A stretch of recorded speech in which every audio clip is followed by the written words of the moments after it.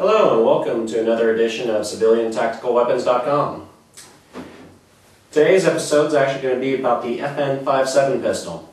I had a viewer send me an email asking about the PS90, so I figured the FN57 actually be a good discussion point today.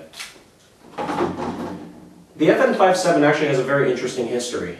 If you think back to the original Bosnian Wars, the problem that happened was when pilots were shot down over enemy lines, you have something referred to as a PDW, a personal defense weapon. Traditionally, a personal defense weapon is a handgun, where a pilot would have on his body, or a real small, compact submachine gun type weapon. Regardless, most of those weapons will either come in a 9mm or a .45 caliber. So if a pilot's bailing out, he'll have maybe a pistol strapped across his chest, or a slung, some form of a little small submachine gun. The problem they were having was when a pilot was shot down, he really didn't have an ability to defend himself, because the soldiers that they would run across would have some form of body armor, and a 9mm or .45 is not going to be able to defend yourself. So NATO was looking for a different option.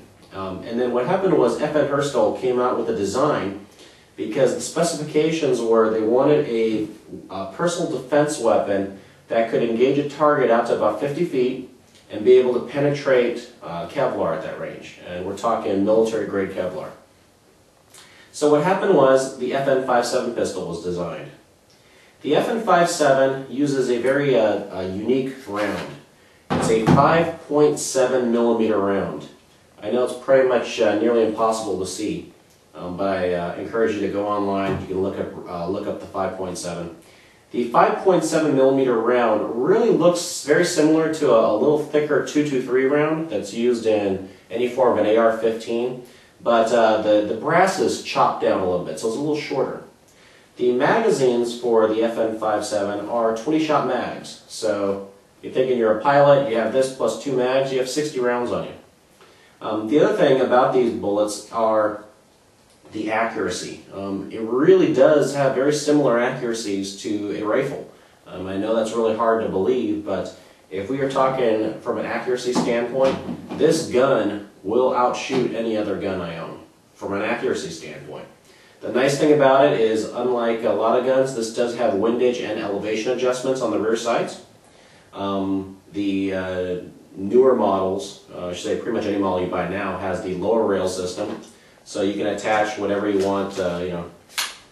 Quick attach light. This is just an M3 tactical light, very inexpensive. And the nice thing about this gun is it's extremely light. One of the things that I found a little strange about this is this almost felt like a toy. It's extremely light. In fact, the magazine and flashlight weigh the same as the gun. Couple things to note: the bullets that you buy for this gun are not armor-piercing bullets, so do not get this confused with a lot of the Barber Boxers and Dianne Feinsteins of the world who create this whole saying that this is a special armor-piercing type bullet. It's no more armor-piercing than, for example, someone shooting someone with a .223 rifle. Because of the ballistics designs of the gun, it is a smaller bullet with a higher velocity, but the bullets themselves are not Teflon coated.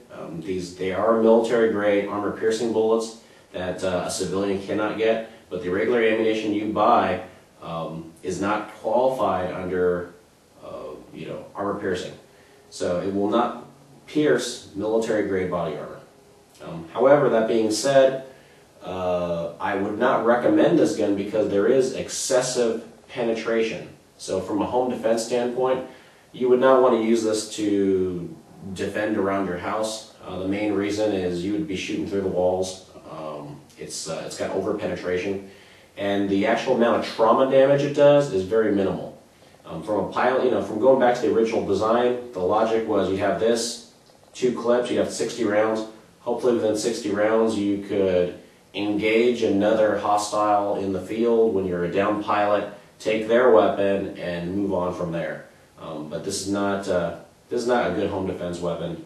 45 cal is definitely a better round.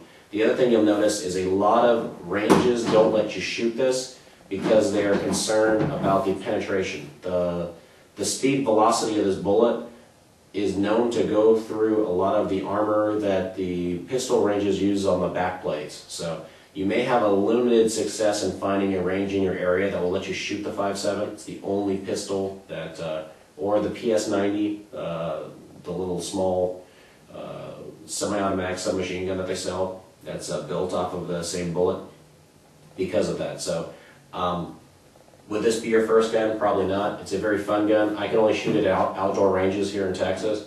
Most of the indoor ranges do not let you shoot it, but it is a fun gun to shoot. Accuracy, bar none, amazing. At 15 yards, you can shoot one bullet and then pretty much have the next bullet go through the same hole the first bullet went through. At 25 yards, you're going to keep them all in the red zone. You can empty all 20 rounds and keep them in the red zone. It's extremely accurate, very, very light recoil. I'm normally a person that shoots 45, so it takes a little while for me to get used to shooting something with pretty much zero recoil. So even female shooters, this is an easy gun to shoot. It's got its full size, long barrel. It's a great gun, and from the standpoint of they'll most likely end up banning this gun along with the PS90 again, depending on what the political outcome comes out this year. So, if you've got a Hillary or Obama, you probably are not going to be able to buy these next year. So you may want to actually, if you're interested in getting one, you may want to get it this year, either a PS90 or the FN57. And just as an FYI, if you do go with the PS90, make sure you get a triple rail system.